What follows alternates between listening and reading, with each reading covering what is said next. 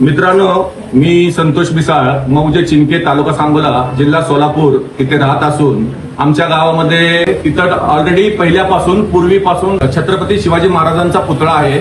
तर त्यांच्या पुतळ्याच्या शेजारी काही समाजकंटकांनी जाणून बुजून समाजात तेढ निर्माण व्हावी यासाठी तिथेच बाजूला असलेल्या हरिजन वस्तीमध्ये बुद्ध विहार आहे. त्या बुद्ध विहारामध्ये डॉक्टर बाबासाहेब आंबेडकरांचा पुतळा होता. तो पुतळा त्यांनी डॉक्टर बाबासाहेब आंबेडकर बुद्ध विहारातून उचलून छत्रपती संभाजी महाराज स्मारक समिती जी जागा आहे तिथं शिवाजी महाराजांचा जिथं पुतळा आहे त्यांचं कंपाऊंड वॉल तोडून छत्रपती शिवाजी महाराजांच्या पुतळ्याच्या बाजूला एका स्टूलवरती डॉक्टर बाबासाहेब आंबेडकरांचा पुतळा ठेवून त्यांनी तिथून 5 मिनिटांमध्ये ते गेट तोडलं, आले, पुतळा ठेवला आणि पळून गेले. त्याचं आमच्याकडे सीसीटीव्ही फुटेज आहे. त्यांनी केलेल्या सगळ्या कृत्याचं व्हिडिओ रेकॉर्डिंग आहे.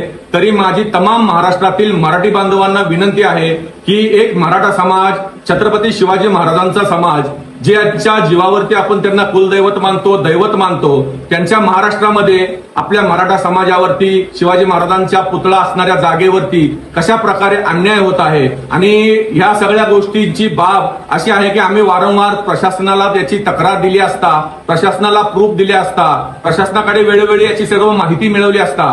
आणि पूर्वी ज्या वेळेपासून छत्रपती शिवाजी महाराजांचा तिथं अर्धाकृतीचा पुतळा आहे त्यावेळी सांगोला तालुक्यातील सर्व प्रतिनिधी, लोकप्रतिनिधी, स्थानिक खासदार, स्थानिक तहसीलदार, बीडीओ, प्रांत साहेब, पोलीस इन्स्पेक्टर साहेब यांनी वारंवार तिथं भेट दिली आहे. आणि त्यांना सुद्धा माहित आहे की इथं पूर्वीपासून छत्रपती शिवाजी महाराज यांचाच अर्धाकृतीचा पुतळा आहे. आणि काही समाजकंटकांनी हे जाणून बुजून समाजात तेढ निर्माण करून वाद व्हावा यासाठी हे केलेलं कृत्य आहे. तरी माझ्या तमाम महाराष्ट्रातील मराठी बांधवांना, मराठा समाजाच्या सर्व बांधवांना, इतर समाजाच्या सर्व बांधवांना, ज्यांची श्रद्धा आहे छत्रपती शिवाजी महाराज यांच्यावरती, त्या सर्व बांधवांना माझी विनंती आहे की सर्वांनी ही व्हिडिओ बघावी, वेळेत याला शेअर करावी, लाईक करावी. आणि मराठा समाजावरती वेळोवेळी होत असलेल्या अन्यायाच्या विरोधात आम्ही सर्वजण, आमचे गावकरी, मराठा बांधव, सर्व समाज एकत्रित येऊन पेटून उठत आहे. तरी आम्हा सर्वांना पाठिंबा द्यावा अशी मी सगळ्यांना नम्र विनंती करतो.